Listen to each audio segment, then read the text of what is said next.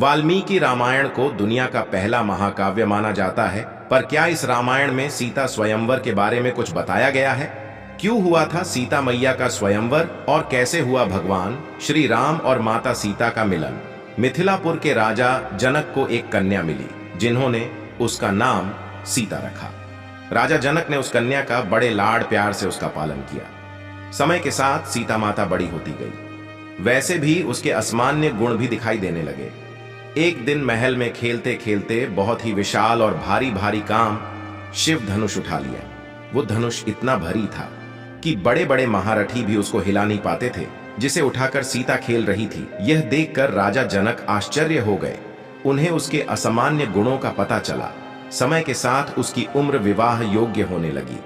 तब राजा ने सोचा कि ऐसी कन्या का विवाह असाधारण किसी दिव्य पुरुष के साथ ही होना चाहिए। माता सीता के लिए उसके योग्य वर मिलना आवश्यक है। इसलिए राजा जनक ने एक योजना बनाई। उन्होंने सीता स्वयंवर का आयोजन किया और योग्य वर ढूंढने के लिए एक प्रतियोगिता रखी। उन्होंने ये घोषित किया, जो कोई भी व्यक्ति इस महान शिव धनुष पर प्रत्यचा चढ़ाएगा, वो सीता से विवाह करने योग्य होगा और उसी के साथ सीता का विवाह होगा। इस प्रतियोगिता का निमंत्रण वहां के राजकुमारी को दिया गया। सारे राज्यों के राजकुमार और शक्तिशाली राजकुमार इस प्रतियोगिता में आने के लिए उत्सुक थे। सभी उस दिव्य धनुष को उठाकर विजेता बनना चाहते थे तथा अति सुंदर असाधारण राजकुमारी सीता से विवाह करना चाहते थे। अयोध्या के राजा दशरथ और उनके पुत्र राम को भी इस प्रतियोगिता का न्योता मिला था, लेकिन श्री राम तो गुरु विश्वामित्र के साथ मारीच तथा सुबाहु बलवान राक्षसों का वध करने के लिए वन में विहार कर रहे थे। उन्हें इस प्रतियोगिता की कोई जानकारी नहीं थी, परंतु वन में विहार करते हुए गुरु विश्वामित्र ने मिथिला नगर में रखे गए दिव्य शिव धनुष के बारे में श्री राम को बताया। इसके उपरांत मिथिला नगरी में कई वीर, दूर दूर से कई शक्तिशाली राजकुमार आ चुके थे। प्रतियोगिता शुरू हो चुकी थी। राजा जनक, कुमारी सीता, सभी नगरवासी राज दरबार में उपस्थित थे। तब एक से एक योद्धा बलवान पुरुष शिव धनुष को उठाने का प्रयास कर रहे थे, लेकिन उसमें से कोई भी शिव धनुष को उठा नहीं पा रहा था। एक के बाद एक करके सभी राज्यों के राजकुमार ने हार मान ली। ये सारा दृश्य देखकर राजा जनक बड़े ही घबरा गए। इस प्रतियोगिता में कोई भी सफल नहीं हो पा रहा था। यह देखकर उन्हें सीता की विवाह की बहुत चिंता होने लगी। लेकिन तभी गुरु विश्वामित्र के साथ राम लक्ष्मण मिथिला नगरी पहुंचे।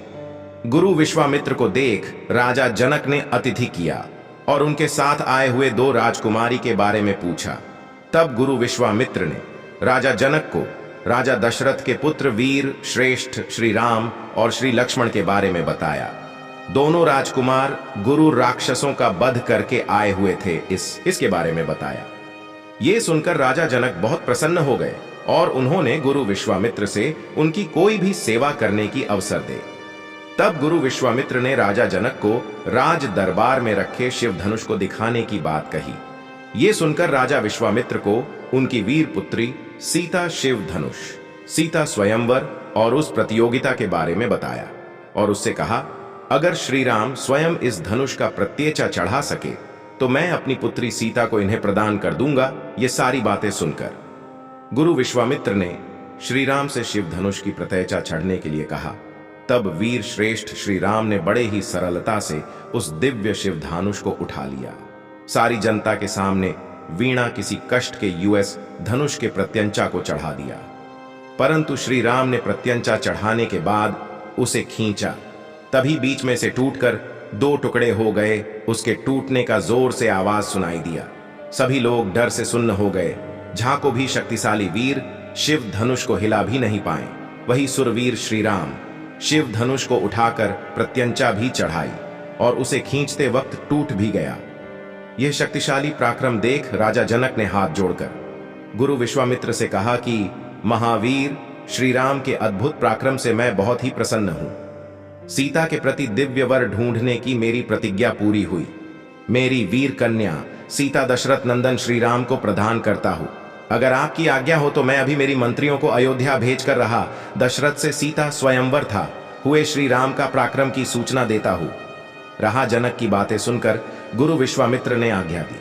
तब राजा जनक के मंत्रियों ने अयोध्या जाकर ये सारी बातें राजा दशरथ से कही। और सीता श्री राम के विवाह के लिए अनुमति मांगी। राजा दशरथ और कौशल्या अति प्रसन्न हुए। अयोध्या और मिथिला नगरी में सीता और श्री राम के विवाह की तैयारियां जोरों शोरों से हुईं। मिथिलापुर में ही विवाह किया जाएगा ये निश्चित हुआ। राजा दशरथ और कौशल्या मिथिला नगरी में आए। तब गुरु विश्वामित्र, राजा दशरथ और राजा जनक के सहमति से जनक पुत्री सीता का विवाह श्री राम के साथ छोटी कन्या उर्मिला का विवाह लक्ष्मण के साथ होगा। तो दशरथ पुत्र भरत और शत्रुघ्न का विवाह राजा जनक के भाई कुशध्वज के कन्याओं के साथ किया जाएगा। और यह भी तय होगा, ऐसा माना जाता है कि विवाह का शुभ मुहूर्त मार्गशीर्ष शुक्ल पक्ष के महीने में किया गया। श्री राम और सीता विवाह के पश्चात सारे भाइयों का विवाह सारी रीति रिवाजों के साथ हुआ।